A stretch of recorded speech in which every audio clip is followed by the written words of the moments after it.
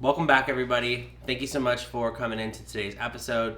We are so proud and so thankful to say that today's episode is sponsored by our lovely friends at Tokyo Treat.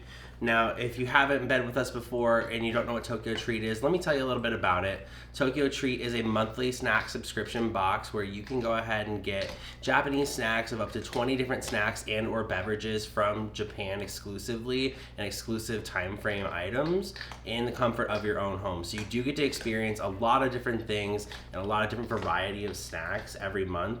It's been such a great experience opening this box with Emily and Hannah every month, being able to go ahead and share over food and laughs and drinks and stuff like that. So definitely recommend. Now, some benefits to this is that, of course, you can always use our code Hashira to get $5 off of your first box. So the link is in the bio, of course, or you can also just enter the code as well at the checkout option, or there's the apply discount code option. But definitely want to let you know about that, and we'll talk about this month's theme. Happy New Year from Tokyo Treat. Celebrate Oshogatsu, Japanese New Year, with a festive box full of sweet and savory Japanese snacks. From unique flavors to fun surprises, this box makes your 2025 celebration even more delicious. Even more oishii. Snack your way into an amazing new year. So some of the highlights of this box: oh my gosh, I'm so excited. Kit Kat strawberry chocolate cake. Ooh. That one was a banger last time. Have we gotten that one before? I'm pretty sure we have. Hokkaido smoked butter chips, golden kinako mochi, and matcha ao light drink.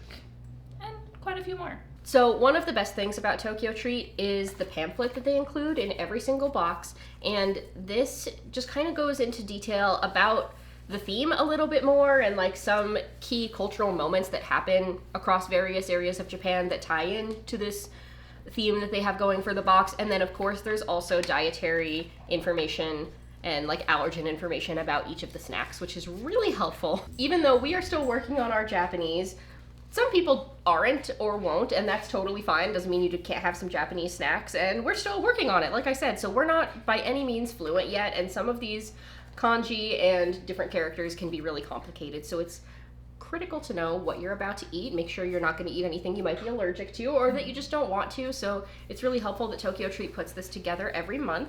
All right, favorites? This was a really good box. There were multiple ones that I really liked, but I think I'd have to say the Daruma peach gummies.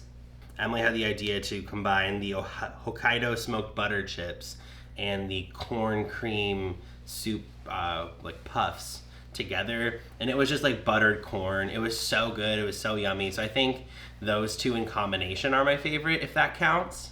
I think I might have liked the peach gummies overall the best too, as like my favorite sweet. My favorite savory was probably the butter chips. The boys all enjoyed it too, and it's always fun to be able to dig in and share them all together. So thank you so much again to Tokyo Treat for sending us a fun box to enjoy with each other, and for sponsoring today's episode of the Hashira Half Hour. Don't forget, if you'd like to get $5 off of your first Tokyo Treat box, just check out the link in our description below and use code Hashira for that little discount. But I think with that, let's go ahead and jump into today's episode.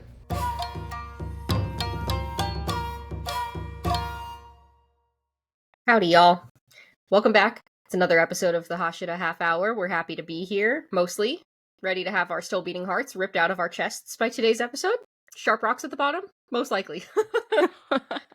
Yeah, I'm not ready either, but we have to do it. So here we go. I'm your host, Emily, and I am joined, as always, by my friends. Hey everyone, I did not have crying over Dandadan on my 2024 bingo card, and quite frankly, I'm a little bit upset over it, but we're here. This was so good in so many different ways. It was bold, iconic, daring, and never been done before. Probably been done before, but we're going to pretend this is a new OG. Had to do it to him. Just absolutely had to, but we're just going to jump right in. We got a lot of ground to cover, so hope you're ready for the ride. Here we go. Episode 6. We're going to kick it off there. And it's got both us as the audience and Okudun by the,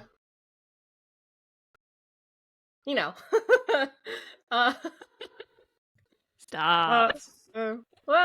No, I don't think I will. He and Momo are looking for his missing artifacts, if you will, and they're not having a lot of luck along the way. Turbo Granny, Luffy, incarnate does not seem to be helping. And on top of all of this, they still also have to have their, like, relatively normal high school moments. Okudun doesn't really react well in some of these moments because A, he's just awkward. He's like a nerd and he's kind of weird, but now he's also like literally got this demon inside of him. He's got that dog in him, and he hears some of the other students gossiping about his friend. And namely, it's like boys kind of making fun of Momo, so he has a big outburst here, literally. What did you guys think about this? This was cute to see. It was really nice because Okudun, like, doesn't seem like the type to handle conflict very well. And so for him to actually, like, stand up for Momo and, you know, like, kind of push back a little bit on, like, this rumor that she's being with other guys and will sleep with anybody is just nice to see. I'm gonna be so freaking predictable right now, but can we talk about this shift midway through his sentence in his voice as he transformed? There are not many things that have my hair standing up on my arm, but that was one of them. And the other things are also probably something to do with an Ison. Okay, you don't have to call me out. No, there are plenty of things that make my hair stand up on my arm, but that was definitely one of those moments. Partially because of the voice acting and the effortless slide from like high pitch to low pitch that he did, but also just Okarun being so like angry. Like we kind of saw it in the last episode where he just randomly was just standing there and changed when he was witnessing his friend and her grandma get threatened. And so now we can see that like this is really activating when he gets angry. And what a cool way to take on being angry. Like I can't think of any other way to manifest my anger than turning into demon form of Okarun. I'm just gonna do that every time now because why not? It's certainly one way to get your point across, but also I think we were discussing at some point that like other people can't see what's happening to all of them, and so like you've got to just imagine from like this like poor other boys like POV, like what like this nerd is just doing like this crazy voice now and is just like grabbing him. Imagine just like how strong he suddenly got without like actually getting like taller. It's crazy. He's like, okay man, okay. I get it, I won't say anything. So funny. But it all comes from a good place. And he has his outburst, but he is still the sweet boy that we know and love, so he's able to get himself back in check, mostly. But now that, like, this conversation has happened between him and this other boy that's about his age, the floodgates have opened a little bit, and I think that he's starting to be open to some new and unusual thoughts about his friend. Because he seems like a little bit flustered around Momo now, and like he's seeing her in a slightly new light that maybe he hadn't considered before, in that she is a girl, he is a boy, and maybe there's something else there. Although, as she approaches him, his preferred method of processing these emotions seems to be distance, aka running the fuck away. What do you think? Is there some more romance budding here? Well, when it comes to romance, there are two things. One is when you're in high school and you suddenly are always flustered around that person, you don't know what to do. And two is the typical anime blushing. And we've got both. So I'm just saying, I have been team Momo and Okarun since this freaking show started. And I am still on team Momo and Okarun. Gambari! Gambare! I mean, I relate to Okarun in this because this is how I felt when I found out I was gay. I was like, let me run the fuck away from my problems.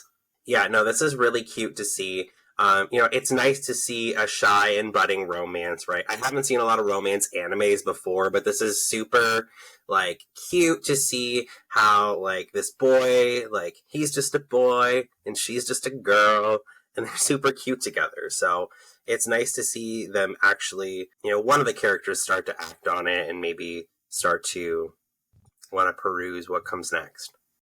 It's very pure. It's always nice when romance starts from a place of friendship, and it's really cute. Like, it's just really endearing to watch how these two are starting to, like, warm up to each other. And even if there's not a romance element, which I doubt, by the way. At this point, like, it's still just really nice to see how they are coming to adore each other in their own ways. So I love to see it. I would like to see more. Thank you.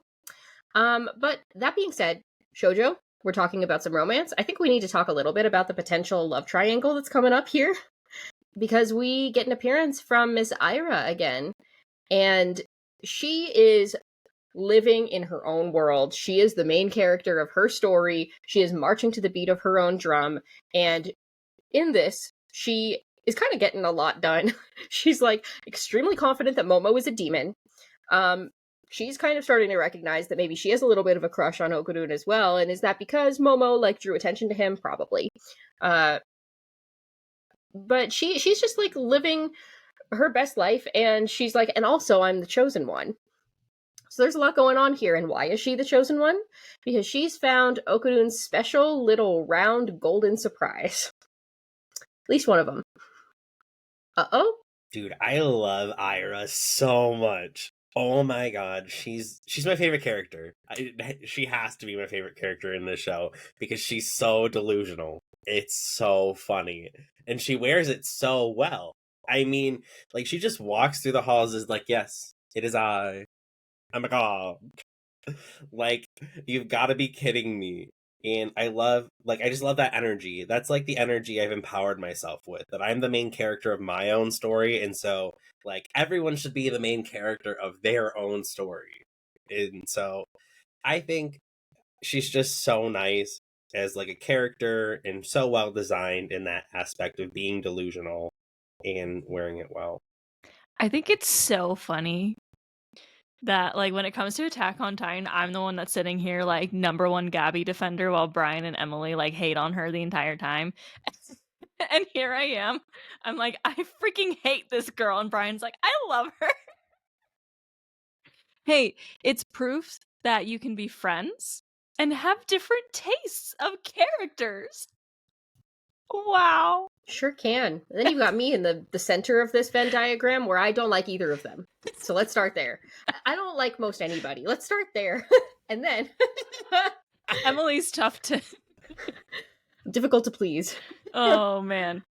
Can I just say, like, going back to the very beginning of this episode too, the way this episode aired with Turbo Baba just being like, the first thing out of her mouth is like, the ball is coated in this gold. And yeah, of course Ida is the one to find it, and she thinks that Momo's a demon because she's like, she saw Momo actually use her powers to put that wash bucket on her. So I kind of like how we're seeing like the backlash of Momo's kind of, while we kind of liked the decision, it also was a little bit of a, was it the right decision, you know, to physically harm her? And now we're seeing a little bit of backlash of that because now, like, Ida's like, that's a demon. And I'm just sitting there like, I can't stand her. Oh no. Yeah, she is certainly a polarizing character, but we haven't seen much of her yet. Hopefully there's some room for improvement, and I would argue that there probably is, but maybe there's not. That would also be interesting. There's not too many characters I can think of that are presented like that in other animes that like don't have a redemption arc, unless they are straight up a villain. But I don't get that she is a villain kind of vibe from this. If anything, she seems a little dumb. Like, maybe not dumb, self-centered to the point that she is willfully ignoring obvious things and making up her own narrative. So we'll see what we've got about her, and we're gonna see it very soon because there's a literal run-in here between Ida and Momo and Okurun, and there's like a major miscommunication here as well, in my opinion, because Momo and Okurun are trying to get the balls back from Ida, and she is focused on trying to dispel the demon that she believes is living inside of Momo and wants to have an exorcism here at her high school, because why not? They take this fight outside, literally, and then acrobatic Silky shows up. And there's a lot going on here, isn't there? When Ida was like, Momo, let's go over here, and then took her to some like abandoned warehouse after this like little run-in, I was like, Momo, I love you, but I guess you're also a little bit dumb because that's where you get jumped. That's the only Why did you willingly follow her in there? When you already saw her be a bully, like, you know she's up to no good. Oh my goodness. Like, this is what I imagine being in high school is like, because I will remind everyone I was homeschooled, so I didn't have school situations like this. And I'm like, oh, is this what high school is like, where everyone is just like misunderstanding every single other person at the school? Also, I just want to throw out there, her friends should be dead after Momo hit them with her powers. Ida's friends. When Momo like hit them with her like elastic hand, whatever you want to call it. Yeah. So anyway, kind of crazy. Things are unraveling very quickly once again. Yeah, acrobatic Silky seems terrifying. First off, she's drawn like kind of just unfortunately is, I guess, the best word to describe her image and what she portrays. But also, kind of in the same vein of Hannah, like, what are you doing? Like, you know she's not up to any good, so why spring the trap is my question. Like, why egg her on or give her anything further? So that's my question. But Ira believing that Momo is a demon, again, my sweet summer child strikes again, if you will. It's a lot. It's a lot, and it's like there's certainly some comedy here, but she's in for like the real shit now because Acrobatic Silky is here. And a lot of how these scenes with like these different entities, like whether it is these ghosts or like yokai, aliens, whatever it might be, it definitely lends, or I should say borrows from things that I feel like we've seen before. Like in some ways, it's very similar to curses appearing in Jujutsu Kaisen. It reminds me of demons and Demon Slayer as well. And it's like, okay, when this shows up, like things are about to get serious, but also in a kind of a refreshing way. I feel like Dandadan makes it funny as well, a little bit funnier than some of the others might be. So it's a lot, but either way, Ira's in for it right now because she's about to learn. And like, yes, maybe she has like a little bit of these psychic abilities that Momo has, but she has no training, no idea like about any of it, and is gonna have to get schooled real quick here in this fight. And we have a heck of a fight ahead of us, both literally and emotionally, as we transition now into episode 7. So I want to talk about this fight and like the choreography and the players that are involved here. Initial thoughts, comments, emotional outbursts about this fight. Nonetheless, this fight was so bomb. Oh my god. The moving through like the bars on the building and the camera angles, like I felt like I was half watching a Spider-Man movie. Like, I'm not gonna lie, like the way that like we were panning through the building at such narrow angles. And I think Tom talked about this once on the podcast, but there, or maybe it was you, Emily, but like there's like one way of doing animation where the imagery is moving and the camera is moving at like the same time, where there's both rotation from the point of view and the object itself. And this is just like a masterpiece on how to do that. Just because it is so incredible to watch like these characters like just fly around the screen at such like colorful intensity, and being able to really like feel like you're swinging alongside them. Like when they were locking her hair through the bars, reminded me of Shrek because they were like locking up the dragon. So thank you. That's my answer. Yes. Is that your final answer? Wait, what? Anyway.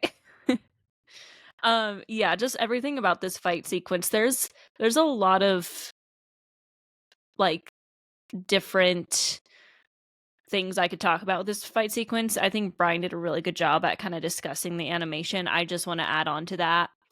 I can tell this is such a passion project. I think I brought that up when we were talking about like episode 1 or whatnot. Just also, I got the opportunity to hear from the director at Anime Expo in July, and he like talked us through a fight sequence from episode 1. So knowing that like he's the person that's behind this, it just checks out because you can tell, like, we could tell he was super nervous the whole time, but every word that he said about that scene that he was talking through was just so passionate. And like, I think that just really shows through in the whole anime, but especially moments like this. But I do want to call out the fact that Acrobatic Silky is like obsessed with them calling her, well, specifically Ida calling her Okasan. And I know we're going to talk about it in a minute. I'm just trying to gear my brain for that conversation. But it was very confusing at first because I was just like, is this her actual mom? I don't know how yokai become yokai yet. Like, we don't really understand like when the transformation happening, although it's kind of probably obvious it's when they die. So I was just like sitting here, and I think they did a really good job at kind of humanizing Acrobatic Silly right off the bat, even though she's so like monstrous. She's like eating them, and then Momo has to save the day again, and like all that kind of stuff, right? But her like obsession with Okasan, to me, just like planted the seed for what we're about to watch unfold in this particular episode. Yeah, there's definitely a lot to unpack, but it also certainly stuck out. It's like, why is there this insistence from this ghost? And if that is the case, why is she like so fast to eat her? And that's exactly what happens. And it's a hell of a fight, as Momo and Okudun work really well again together, trying to like best this yokai that's appeared, and Ida is trying to keep up. But it's a lot to unpack and absorb, especially because she thought about 30 seconds before this that she was going to expel a demon from Momo. Things don't go as well for Ira in this fight, and we learn that she is dead now after being consumed by the yokai. So this happened really quickly, and it was like just a state of disbelief. Even Turbo Baba was like looking, and is like, it just was shocking in the moment. And so when you first saw this, I'm curious to hear what your thoughts were, because shonen animes have a habit now of leading the viewers astray, having us believe that the characters might be dead and then they're really not. Did you think that that was going to be the case here? Was it going to have like similar circumstances to Eren in Attack on Titan, Yuji, Jujutsu Kaisen? Like, is this going to be similar to the others, or did you think that she was really dead in this moment? I thought it was going to go either way. She is a side character that has kind of been painted to not be really liked by the audience, you know? So I was wondering if, like, it was just going to be one of those animes that kind of like AOT and JJK will just, like, kind of kill someone off for almost shock factor, you know? But I also, like, not just AOT and JJK. I watch Black Clover. I watch Bungo Stray Dogs. I watch, what's another one? Oh, I've been watching Solo Leveling. Like, all of these shows have like insane death fake outs. And so, yeah, I'm kind of sitting here like, yeah, I was surprised, but not surprised. And also very like, okay, I think she'll be okay. But also the side note of like Turbo Baba just kind of like searching around her for like the ball and be like, I got it.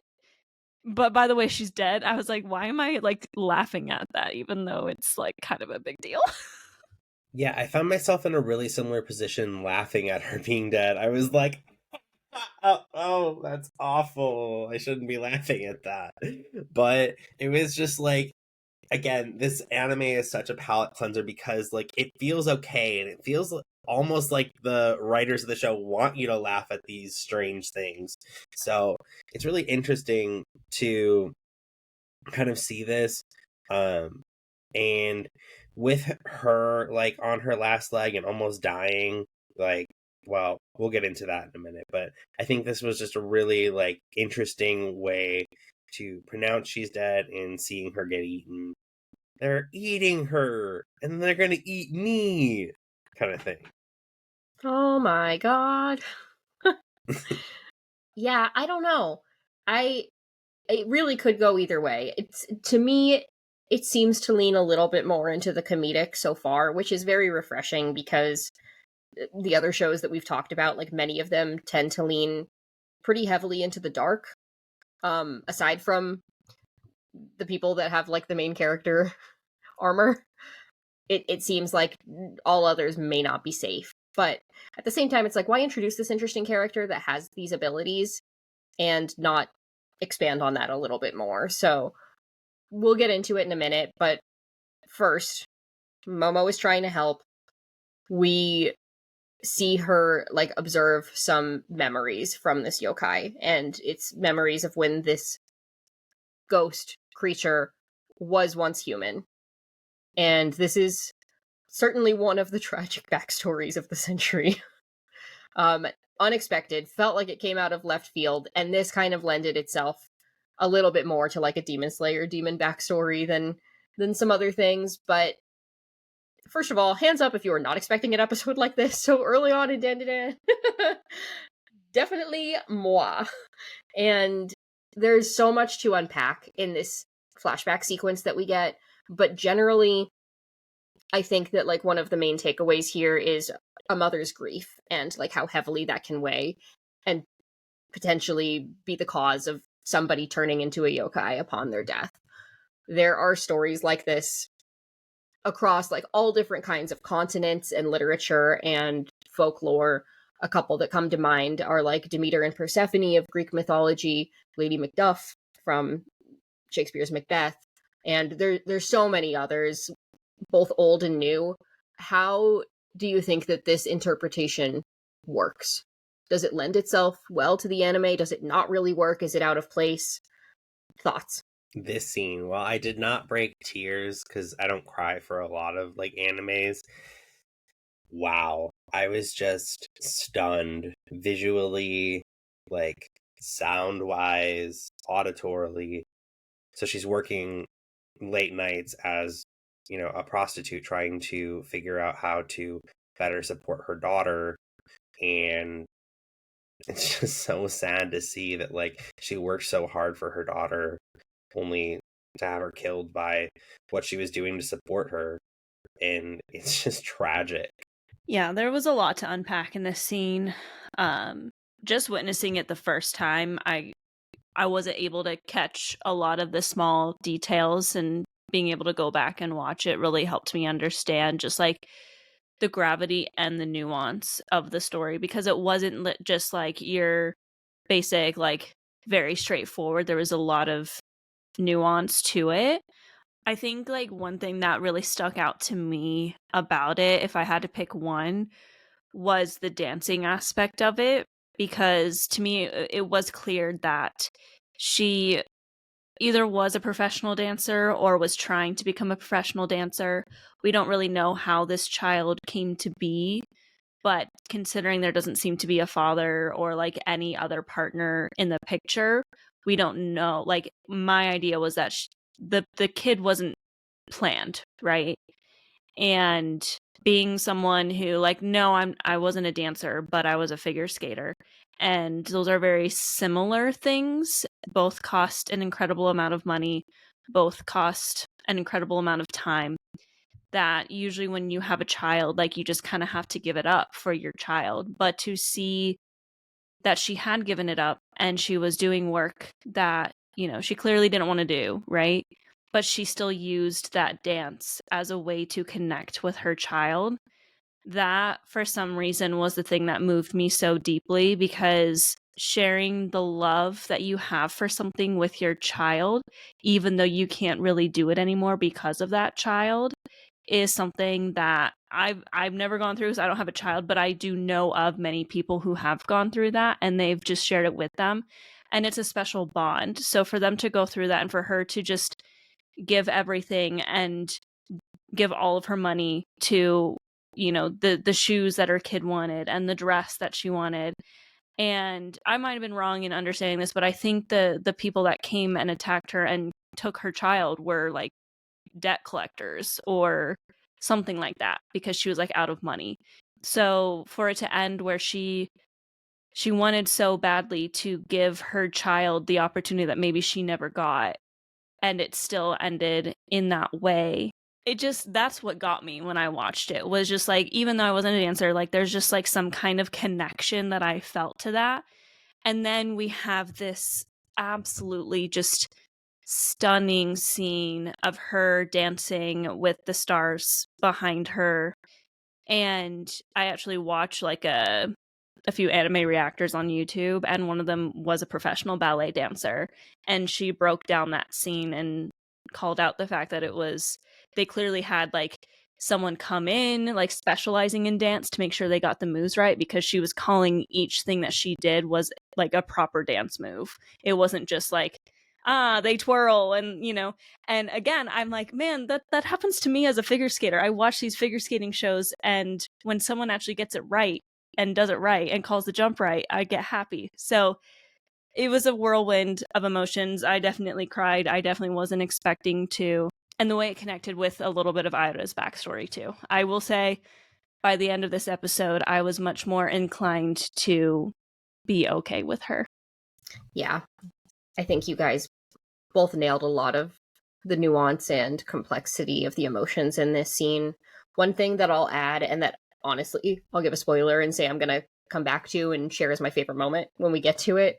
But like, and it's not a moment. It's like, this is like an entire sequence, and it's fairly long, but I thought that the way that this was directed was incredible. It's hard to tell such a tragic story in like a short period of time, and they do it exceptionally well.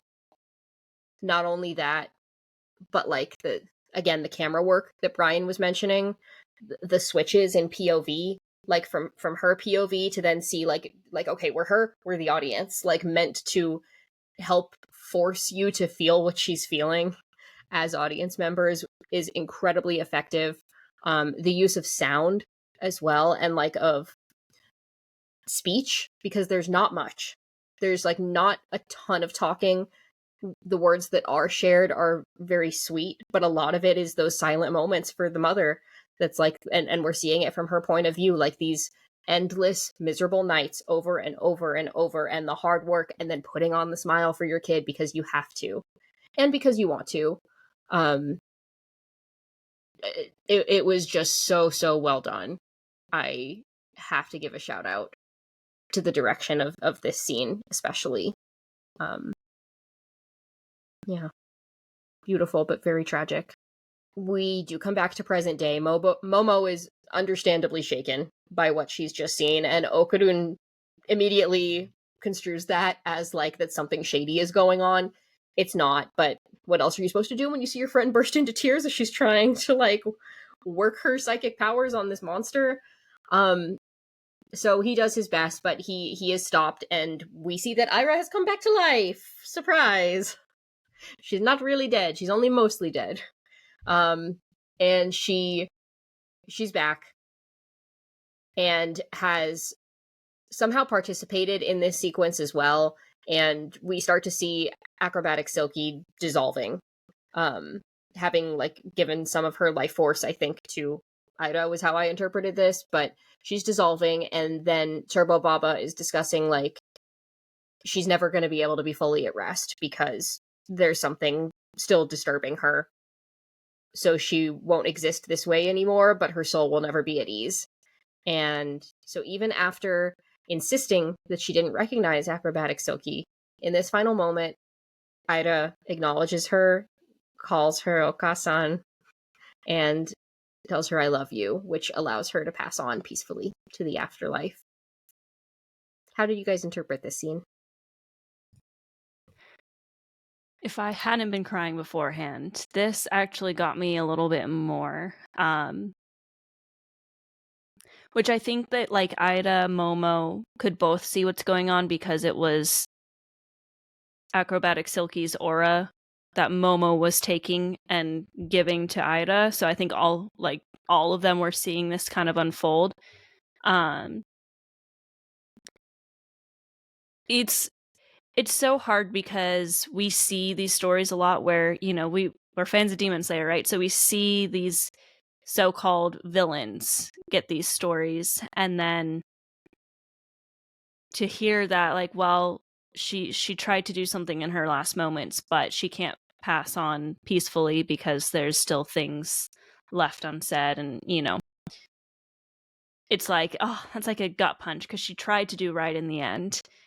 But as Isla ran to her, which I think she was also recalling her own memory when she had seen her walking down the street thinking it was her mom when she was a young child. As soon as she started running, I was like, oh my gosh. And then I want to call it the fact that she specifically said it was Aishiteru, which I think she said a slightly different rendition of it, like different, conjugation or whatever. But that is such a powerful way to say I love you. Some couples won't even say that to each other until they like get married or something. Like it's the confession, because Japanese culture is very private and not big on like declaring love. And so that very specific saying is like the most powerful way of saying I love you, rather than saying ski or even daisuki. She said aishiteru, which was just like, that got me in the feels, because she's not only declaring that she loves her, but she's declaring like the highest form of love towards her to send her off. And it was just really beautiful. This scene was really nice as well, watching her run to Acrobatic Silky. I also liked that this transfer of aura was like the way to tell the story for Acrobatic Silky's backstory and even a little bit of Ira's backstory, but like that also helped facilitate her coming back to life, this telling of the story. So like as the story moved on, other events were also happening, and I just think that's really effective storytelling as to like moving the plot along quickly, which I feel like is something that reflects the change in like the way we watch TV, because we're on a streaming platform. Like the plot has to move faster, or at least these days the plot has to move faster because we're so involved with media. So I think this is a really cool way to like speed things up, introduce a character within 2 episodes, and we kind of have a full feel for who they are and a little bit of a journey with them, as she says, from her usual delusional demeanor, which I love about her, don't get me wrong, but to now this person who is either blindly saying I love you because she feels bad, or is willing to finally admit that she does remember all of this stuff and that she's putting that aside. Either way, that I think that makes her a great character who is loving and sees people in need and will help them. There's a lot to be interpreted here. But it's beautiful, and it was extraordinarily well done. I think we've covered a lot of it, but well, then I think it's time for our favorite moments. So I'll go first, and I gave a little bit of a spoiler already. But just the whole design direction and just the way that it was presented, this flashback, I think was exceptional. Even in the rankings of other similar sad flashbacks, I think that this would rank pretty highly for the production quality alone for me. And it's a character we're probably not really going to see again in this capacity, so it's interesting that so much time was spent on it, and perhaps we will come back to that a little bit later. But to give one other thing, since I already talked about that one, and I just can't help myself, let's be honest. And something that didn't really occur to me until we were talking through it just now for this episode is actually the moment where Acrobatic Silky eats Ida. Kind of weighs a little bit heavier, because it's like this strange interpretation of like this concept that you almost would want to do anything to protect your child and shield them from the world, like even consume them. And that's like, again, in so many stories, you've got stories of like the crazy Greek gods eating their kids again, like either out of rage or just to try to protect them from what the world can do.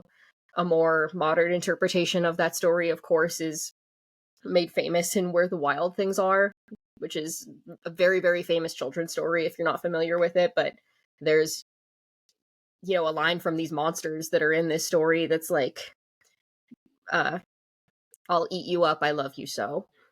And it stuck with me a little bit more after we talked about it a bit longer. So I think that's also now a favorite for me, because I feel like there's more that can be derived from that. So that's me. Although I didn't mention it when we originally discussed it. I think the acrobatic silky ballerina scene was so pretty. Like, that was just so breathtaking. But I think secondary favorite would have to be the fight scene where I was watching Spider Don. So that was really good as well. Yeah, I mean, I have to ditto, like, the whole backstory just being such, again, I keep saying it's such a passion project, and you can tell how much love is going into this just for the backstory of someone that we probably, like Emily said, won't see. But I'm gonna go back to episode 6, and this should be no surprise that I'm gonna go here, but it has to be when Okarun transforms while being very upset with these boys that are spreading around these rumors about Momo. Just everything about that scene had me like, oh, yes. Just like that, huh? How was that? I'm not doing that again.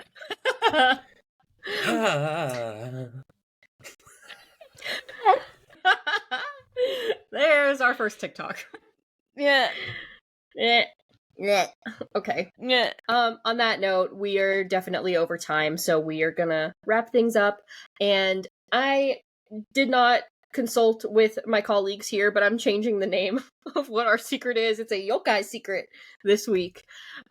So, fun fact, Dandadan's author was inspired by a Japanese kind of mashup horror movie called Sadako versus Kayako, which would, in Western cinema, be known a little bit more colloquially as The Ring versus the Grudge, which, great Japanese horror films. Honestly, I think that's hysterical that was, like, some of his inspiration for this. But another little fun, like, yokai secret within a yokai secret, for those of you that are shoujo fans out there, if you haven't watched either of these movies, Sadako of The Ring is the reference that they're making in Kimi ni Todoke about how our main character looks and what she looks like, and she just has, like, RBF to the extreme, but she's a sweet girl. But if you were ever wondering what that character was that they were talking about, it's this one, who has now inspired Dandadan as well. So, there you go. The connections are being made. Thank you so much for watching today's episode of the Hashira Half Hour. We hope that you really enjoyed it. If you're interested in checking out what we've got coming out next, you can follow us. We're on all socials. We are on TikTok and Instagram at Hashira Half Hour. We are on X at Hashira Half. And we'll be back with some more Dandadan and maybe a couple other surprises coming up soon in the new year. From all of us at the Hashira Half Hour, we wish you and your loved ones a very happy 2025. And thank you again to Tokyo Treat as well for sponsoring today's episode.